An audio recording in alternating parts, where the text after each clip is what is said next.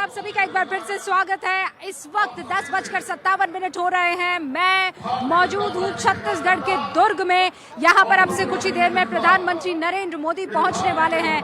हमें जानकारी मिली है कि किसी भी वक्त विजय संकल्प महारैली के इस मंच पर प्रधानमंत्री नरेंद्र मोदी मौजूद रहने वाले हैं। इस वक्त आपको देखिए सिलसिलेवार तरीके से यहाँ की जो लोकल लीडरशिप है वो अपने स्थान को ग्रहण कर चुकी है, नजर आ रहा है। प्रधानमंत्री नरेंद्र मोदी उस वक्त पहुंच रहे हैं जब सियासी पारा एकदम छत्तीसगढ़ में चढ़ चुका है। कल 508 करोड़ के रुपया लेने का आरोप जो है ईडी ने लगाया कि हमें पता चला है कि महादेव ऐप से 508 करोड़ रुपए लिए गए हैं भूपेश बघेल द्वारा। और उसके बाद भूपेश बघेल ने इसका कड़ा ऐतराज जताते हुए ये कहा है कि ये गलत तरीका है बीजेपी का ईडी को सीबीआई को इस्तेमाल करने का।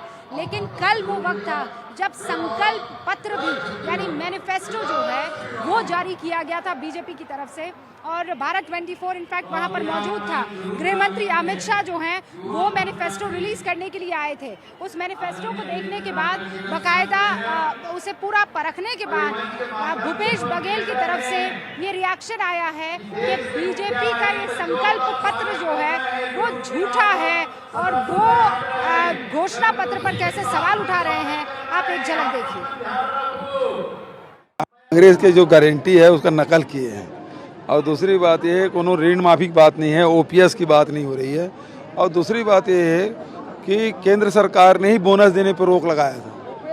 अब क्या वो जो रोक लगाए हैं मोदी सरकार ने उसको वापस करेंगे। दूसरी बात है कि डायरेक्ट ट्रांजैक्शन की बात करते हैं और हमारी सरकार तो लगातार कर रही है, तीसरे दिन में भुगतान हो जाता है। अब बोलते हैं नकद भुगतान करेंगे, तो ये जो वो कहते हैं डायरेक्ट ट्रांसफर होना चाहिए, तो अपने ही आदेश का के विरोध में ये अपना। समीर चौगावकर साहब वरिष्ठ पत्रकार, राहुल लाल जी राजनीतिक विश्लेषक, संजय राणा जी राजनीतिक विश्लेषक हमारे साथ बने हुए हैं। सबसे पहले राहुल लाल जी, ये जो घोषणा पत्र आया है, कल बहुत से बीजेपी के लीडर्स से मेरी बातचीत चल रही थी। उनका ये कहना था कि भाई वो 3 बिंदु बड़े महत्वपूर्ण हैं जो जनता के दिलों तक पहुंचने वाले हैं।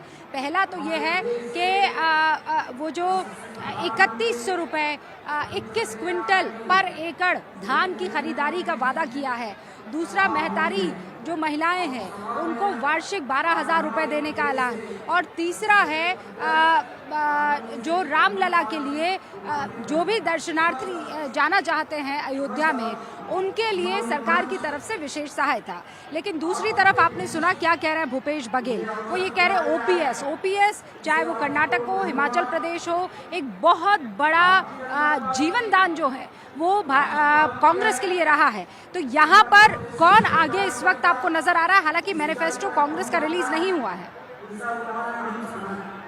देखिए रूबिका जी, जो मैनिफेस्टो है छत्तीसगढ़ का भारतीय जनता पार्टी का, उस मैनिफेस्टो को देखकर यह स्पष्ट होता है कि भारतीय जनता पार्टी जान चुकी है कि वो छत्तीसगढ़ में नहीं आ रही है, तो इसलिए वो वादे कर रहे हैं। वादे करने में क्या जा रहा है?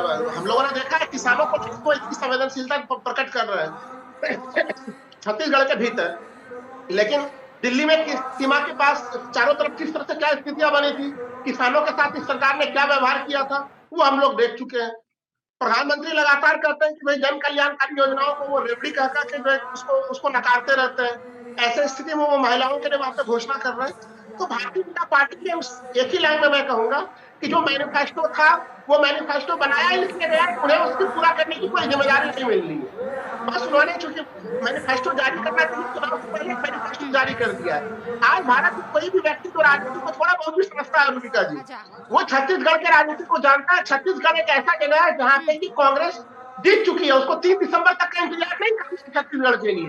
तो हर व्यक्ति जान रहा है कि भाई कांग्रेस आपकी जीती हुई लड़ाई, वो लड़ाई आप कह रहे हैं। संजय राणा जी राहुल लाल की बात से आप कितना इत्तेफाक रखते हैं कि ये बस वादे भर हैं और कुछ भी नहीं है? रूबिका देखिए जो ऐसा है कि राहुल लाल जी की बात से बिल्कुल मैं इत्तेफाक नहीं रखता। उसका कारण देखिए, प्रधानमंत्री अगर जो कोई योजना लागू करते हैं उसको इम्प्लीमेंट भी करते हैं, अगर वो बनाते हैं तो उसको एग्जीक्यूट भी करते हैं, और ये इनकी खूबी है। इसलिए आपने देखा हो कि बहुत जगह पर उन्होंने उद्घाटन किया, शिलान्यास किया और उद्घाटन भी किया।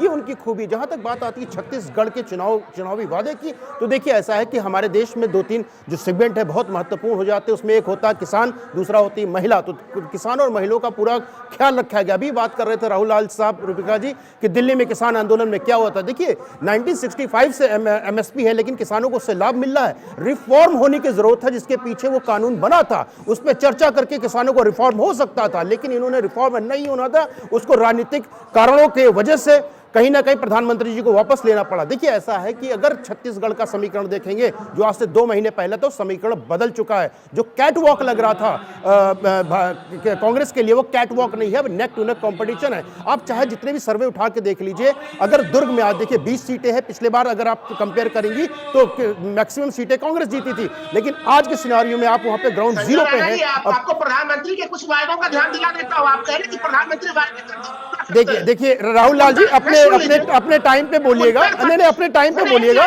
बिल्कुल सही आप बोल रहे हैं, अपने टाइम पे बोलिएगा। देखिए अपने टाइम पे बोलिएगा। देखिए जहां तक बात होती है, आप विपक्षी दल है, आप प्रश्न चिन्ह उठा सकते हैं। आपको दोनों मेरी बात सुनिए ना जी रूबिका, आप दोनों मेरी बात सुनिए। मेरी बात सुनिए, मैंने आपकी भी बात सुनी, राहुल जी की भी बात सुनी। एक तो आप जानते हैं कि रैली में जब आप आते हैं तो तमाम तरीके के शोर हो रहे होते हैं। मैं अपने मेहमानों को बहुत मुश्किल सुन पा रही हूँ, भाषण अलग हो रहा है, नारे अलग लग रहे हैं, और मेरे 2 जो मेहमान हैं अगर वो भी इसी तरीके से एक दूसरे पर बोलने लगेंगे तो मुझे कुछ नहीं समझ आएगा। मुझे छोड़ दीजिए, जनता को कुछ समझ में नहीं आएगा। समीर चौगावकर जी, जैसे ही इस जमीन पर मेरा आना हुआ, एक पत्रकार के नाते पहली चीज ये होती है कि आप आबो हवा और यहाँ का जो राजनीतिक माहौल है उसे समझने की कोशिश करें। जब आप दिल्ली में बैठे थे तो ये लगता था कि अरे वहाँ पर जो है भूपेश बघेल थोड़ा मजबूत स्थिति में नजर आ रहे हैं, लेकिन जब आप यहाँ पर आए तो आपको इस बात का एहसास होने लगता है कि नहीं, टक्कर कड़ी है, अच्छी खासी टक्कर है। और कल ही फिर भ्रष्टाचार के बड़े बड़े आरोप लगने लगते हैं। ईडी की तरफ से कह दिया जाता है कि 508 करोड़ रुपए जो है वो लिए गए हैं। फिर कांग्रेस की तरफ से कहा जाता है आपको ना चुनाव लड़ना ही नहीं है, आप तो सीबीआई और ईडी को टिकट दे दीजिए, वो चुनाव लड़ेंगे। अब माहौल जो है एकदम, शुरू में ये कहा जा रहा था, समीर जी आप भी जानते हैं कि ये चुनाव में उतना एक्साइटमेंट नहीं दिख रहा है। कब आए कब निकल जाएंगे पता नहीं है, लेकिन मुझे लगता है अब वो शुरुआत हो गई। बिल्कुल, इसमें कोई दो राय नहीं। कल जब ईडी की जानकारी आई है कि 508 करोड़ रुपए भूपेश बघेल को दिए गए हैं, उसके बाद से लग रहा है कि मुझे इस पूरे चुनाव के अंदर एक गर्मी भी आ गई है और आरोप प्रत्यारोप का दौर भी शुरू हो गया है नेताओं के बीच में। आप देखिए, आज सुबह स्मृति ईरानी केंद्रीय मंत्री ने अपनी पत्रकार वार्ता में बहुत स्पष्ट पूरे एपिसोड को बताया कि शुभम सोनी कौन था, असीम दास की क्या भूमिका थी। और आप रूबिका जी देखिए, छत्तीसगढ़ जैसे छोटे राज्य के अंदर 450 करोड़ रुपया ईडी अगर जब्त करता है तो आप अंदाजा लगा सकते हैं कि कितने बड़े पैसों का छत्तीसगढ़ के अंदर हवाला के द्वारा ट्रांजैक्शन हुआ था। मध्य प्रदेश और राजस्थान जैसे बड़े राज्य में भी अभी इतना पैसा पकड़ा ही नहीं आया जितना छत्तीसगढ़ के अंदर 450 करोड़ रुपए ईडी अभी तक रिकवर कर चुकी है। और 2 दिन पहले अभी ट्राइडेंट का आया था होटल में, किस हिसाब से असीम दास को पैसों के साथ पकड़ा गया है। मुझे लग रहा है कि ये जो पूरा खेल है, महादेव ऐप के द्वारा जो पैसा लाया गया है छत्तीसगढ़ के चुनाव को प्रभावित करने के लिए, मतदान के पहले जनता को बांटने के लिए और पैसों के माध्यम से चुनाव में सरकार बनाने का खेल जो कांग्रेस कर रही थी, मुझे लग रहा है यह पूरा ईडी ने एक्सपोज कर दिया है। और आने वाले दिनों में लेकिन समीर जी, ये मेरे पास भूपेश बघेल ने जो सफाई दी है अपने ट्विटर पर, वो पूरा लेखा है। उसमें देखिए वो क्या कह रहे हैं कि एक सेकंड, वो वाला हिस्सा मुझे निकालने दीजिए। हाँ, इस समय राज्य में चुनाव हो रहे हैं, सब कुछ चुनाव आयोग के हाथों में है, पुलिस के अलावा सीआरपीएफ के जवान जांच कर रहे हैं। ऐसे में सवाल ये उठता है कि इतनी बड़ी रकम लेकर लोग किस तरह से छत्तीसगढ़ पहुंच पा रहे हैं। कहीं इसमें केंद्रीय एजेंसियों की साठगांठ तो नहीं चल रही है, वो बड़ा आरोप लगा रहे हैं। का आरोप लगाने का पूरा अधिकार है, क्योंकि उनको पता है कि अब वो ईडी की जांच में बुरी तरीके फंस चुके हैं। जिस तरह से कि दिल्ली के मुख्यमंत्री अरविंद केजरीवाल शराब घोटाले में ईडी की जांच के दायरे में आ चुके हैं, उसी तरह भूपेश बघेल महादेव ऐप से जो पैसा आया है, जिस पैसे की बंदरबाट कांग्रेस सरकार के राज्य में छत्तीसगढ़ में हुई है, चुनाव में इस्तेमाल करने के लिए हवाला से महादेव ऐप का अनैतिक पैसा लाया गया है, उसकी पूरी जांच हो रही है। और मुझे लग रहा है कि अब अंतिम कड़ी भूपेश बघेल के दरवाजे तक पहुंच चुकी है और ईडी किसी भी समय उनका दरवाजा खटखटा सकती है। ये भूपेश बघेल समझ गए, इसलिए वह ट्विटर पे इस तरह का जिक्र कर रहे हैं। भूपेश बघेल को सफाई देना है तो जब ईडी उन्हें बुलाएगी उस समय वह ईडी के सामने हाजिर होकर अपनी सफाई दे सकते हैं। राहुल लाल जी, इसका जवाब दीजिए। आरोप लगे हैं और हवा में आरोप नहीं लग जाते हैं। ईडी जो है, जितना आप खिलौना समझ रहे हैं रिमोट कंट्रोल से चलने वाला, वैसा मामला एक केंद्रीय एजेंसी के लिए लगाने के लिए आपके पास भी पुख्ता सबूत होने चाहिए। रूबिका जी, मैं 2-4 सवाल मैं भी ईडी से पूछ लेता हूं आपके माध्यम से। ये महादेव ऐप कब जो है कि पूरे देश भर में फैलना शुरू हुआ? 2020 में कोरोना काल के दरमियान से शुरू हुआ। ये छत्तीसगढ़ से फैलते फैलते पूरे देश भर में फैल गया। सौरभ चंद्राकर कैसे दुबई पहुंच गया? रवि उपल कैसे जाके दुबई में संयुक्त अरब अमीरात की छत्र छाया में बैठ के पूरे इस ऐप को चला? क्या भारतीय जनता पार्टी, हमारे प्रधानमंत्री है संयुक्त अरब अमीरात के साथ, रूबिका जी, बड़े शानदार संबंध है। क्या उन दोनों प्रमोटर के भारत में प्रत्यर्पण के लिए सरकार ने कोई कोशिश की है? संयुक्त अरब अमीरात की सरकार से कोई वहां पे उनको कहा है कि भाई लाया जाए पकड़ के? तो देखिए, महादेव बैटिंग ऐप के जो मेन प्रमोटर है, उन्हें पकड़ने में सरकार की कोई दिलचस्पी नहीं है। केवल और केवल कांग्रेस सरकार की छवि खराब करने के लिए। क्योंकि ध्यान रहना चाहिए कि जो छत्तीसगढ़ के मुख्यमंत्री भूपेश बघेल हैं। एक सेकंड, बस मैं आ रही हूँ। दादाजी इधर आइए। आप दादाजी हैं और ये आपकी पोती हैं। हाँ, क्या नाम है आपका? विजय सोनी, एडवोकेट। अच्छा, आप क्यों अपनी पोती को यहाँ लेकर आए? ये पोती आने वाले समय में देखे कि देश के जो यशस्वी प्रधानमंत्री जी हैं, इसकी उम्र ज्यादा है, ये 2 साल बाद वोटर भी होगी। अब इसके बाद इसे देख के, सुन के, और क्या ये महसूस करती है, इसलिए मैं इसको लाया हूँ। 9th क्लास में पढ़ती है। पहली बार आई हो? हाँ। जी मैम। क्या नाम है? युक्ति सोनी। युक्ति, दादाजी ने जिद की या खुद भी देखना चाह रही? नो मैम, मैं खुद भी देखना चाहती थी। किसे देखना चाह रही? सर को। कौन सर? मोदी सर को। क्यों देखना आपको? सर मैम, बीजेपी है। बीजेपी की वजह से देखना है या उनमें कोई बात है? मैम, उनमें भी है। क्या बात है? लॉकडाउन में मैंने बहुत सुने हैं। अच्छा जी मैम। तो दादाजी बीजेपी के कार्यकर्ता हैं? Yes ma'am. इसीलिए आप लेकर आए। और ये अगर कांग्रेस को देना चाहे वोट तो? नहीं मैडम, मैंने इसको इसलिए नहीं लाया हूँ। मोदी जी दोनों पार्टियों से ऊपर हटकर विश्व स्तर के नेता हैं, इसलिए ये बिटिया देखे और सुने। टीवी में देखना और व्यक्तिगत देखना, दुर्ग की धरती पर पहली बार आ रहे हैं, इसलिए ये बिटिया को लेके आया। ये अपने मन से बोली, मैं बोला चलो। और ये हाथ में क्या है आपके? मैम, मास्क है और कैप है। मास्क और कैप ये पहनने वाली हैं आप? Yes ma'am. Yes ma'am. और मोदी जी आपको सुन रहे हैं तो क्या कहेंगे उनको? थैंक यू कहूँगे मैम। किस बात का थैंक? मैम, उन्होंने इंडिया के लिए बहुत कुछ किया है, इसलिए। गिनाओ तो क्या किया है, एक आध चीज? याद नहीं है, उतना तो याद नहीं है, पर बहुत कुछ किया है। बहुत कुछ किया है। ये दादाजी बताते हैं या कहीं और से सुनती हो? नो मैम, मतलब न्यूज़ में भी देखते हैं। यस मैम, इसलिए। बहुत बहुत शुक्रिया, बहुत बहुत शुक्रिया। तो ये दादा और पोती इस वक्त यहाँ पर थे। मुझे लगा कि आपसे इन लोगों का तारुफ करवाना चाहिए। और ये देखिए, इस वक्त मुझे लगता है वहाँ पर चहल पहल, हलचल जो है शुरू हो चुकी है। लोग देखिए वहाँ पर नारे लगाने लगे हैं और अनाउंसर ये अनाउंस कर रहे हैं, जिंदाबाद जिंदाबाद के यहाँ पर नारे लग रहे हैं। बस अब से कुछ ही देर में प्रधानमंत्री नरेंद्र मोदी यहाँ पर पहुँचेंगे और उसके बाद यहाँ पर उनका भव्य स्वागत होगा और वो जनता के बीच में अपनी बात, और मैं ये जानती हूँ कि वो आज इस बात का जिक्र ज़रूर कर सकते हैं क्योंकि भ्रष्टाचार को लेकर वो बार बार कहते रहे हैं कि देखिए सबको जेल भेजूंगा। और इस वक्त रमन जी आपको देखिए वहाँ स्टेज पर आते हुए नजर आ रहे हैं।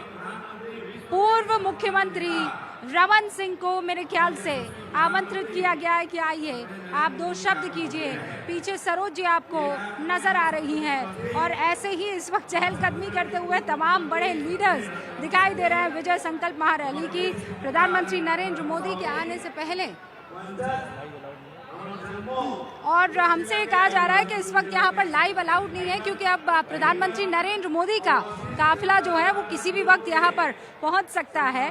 लेकिन अब बड़ा सवाल ये है कि समीर चौगाकर जी जो कह रहे हैं, राहुल लाल जी जो बात कह रहे हैं, राणा जी, क्या अब ये मामला भ्रष्टाचार पर लड़ा जाने वाला है या फिर भ्रष्टाचार का नाम लेकर केंद्रीय एजेंसी को इस्तेमाल किए जाने के आरोप पर लड़े जाने वाला है? देखिए रूबिका जी, सिंपल सी बात है कि प्रधानमंत्री का सिंपल सा आह्वान है कि भ्रष्टाचार मुक्त भारत बनाना। और भ्रष्टाचार की जो बात करते हैं, चाहे सौरभ हो चाहे रवि, ये जो ट्रेल है तकरीबन 4 से 5 हजार करोड़ रुपए की है। इंडिया में नहीं, श्रीलंका और नेपाल में भी इनके जाल बिछे हुए हैं। तो देखिए, अगर कोई पैसा होता, देखिए आप ऐप बना सकते हो, ऐप पे सब बिजनेस कर सकते हो, उसमें कोई कुरेज नहीं होता अगर वो इलीगल नहीं है तो। लेकिन जिस तरह से मनी ट्रेलिंग हुई है और जिस तरह से ईडी ने कैश पकड़ा है, उस पर प्रश्न चिन्ह उठेंगे। और प्रश्न चिन्ह उठेंगे तो ये जो विपक्षी पार्टी, इनको जवाबदेही बनती है, क्योंकि इनके कहीं ना कहीं दरवाजे तक वो सूचना आ रही है, वो ट्रेल आ रहा है, तो कहीं ना कहीं इनके ऊपर एक छटपटाहट है। और जहां तक बात करती है कि जहां पे आप ग्राउंड जीरो पे है, दुर्ग बहुत महत्वपूर्ण है, नंबर 2 जगह है जहां पे सबसे ज्यादा सीटें हैं, 20 सीटें। और यहीं से कांग्रेस पार्टी को तकरीबन 18 से 19 सीटें पिछले बार मिली थी, और आज के दिन में ऐसा लग रहा है कि 7 सीटों पे भारतीय जनता पार्टी, 7 पे कांग्रेस और 6 पे लगभग नेक टू नेक कंपटीशन है। तो देखिए, चाहे वो बिलासपुर हो चाहे दुर्ग हो, ये दोनों का जो रण है वो बदलने की कोशिश की जा रही है। नो डाउट, अभी आपने देखा एक बुजुर्ग हो चाहे बच्चे हो, सबका विश्वास किस पे है? सबका विश्वास एक चेहरे पे है, उस चेहरे का नाम नरेंद्र मोदी है। तो देखिए, वो पार्टी से ऊपर है, वो प्रधानमंत्री है, लेकिन एक विश्व के नेता है। और जिसके ऊपर यही तो सवाल पूछा जा रहा है ना कि प्रधानमंत्री नरेंद्र मोदी ही जीत की गारंटी है, लेकिन वो बाकी चेहरे जिनसे उम्मीदें यहाँ लोकल चेहरों से लगाई जाती हैं, वो क्यों पीछे रह जाते हैं? सारा का सारा जो भार है वो एक ही चेहरे पर क्यों आ जाता है? मैं कुछ देर के लिए रुक रही हूँ, बस दर्शकों को बता दूं, विकास एक बार चारों तरफ आप दिखा दीजिए। ये सभी लोग आप अपनी अपनी सीटों पर बैठ चुके हैं, अब हम अंदर एंटर कर चुके हैं। किसी भी वक्त प्रधानमंत्री नरेंद्र मोदी यहाँ स्टेज पर पहुंचेंगे। हमें ये बताया गया है कि उनका हेलीकॉप्टर लैंड कर चुका है। देखिए, यही खबर जो मैं आपको दे रही थी, मंच से भी अनाउंस हो गया है, प्रधानमंत्री नरेंद्र मोदी एंटर हो चुके हैं, लैंड किया जा चुके हैं उनके प्लेन को, और अब कभी भी वो यहाँ मंच पर पहुँचने वाले हैं।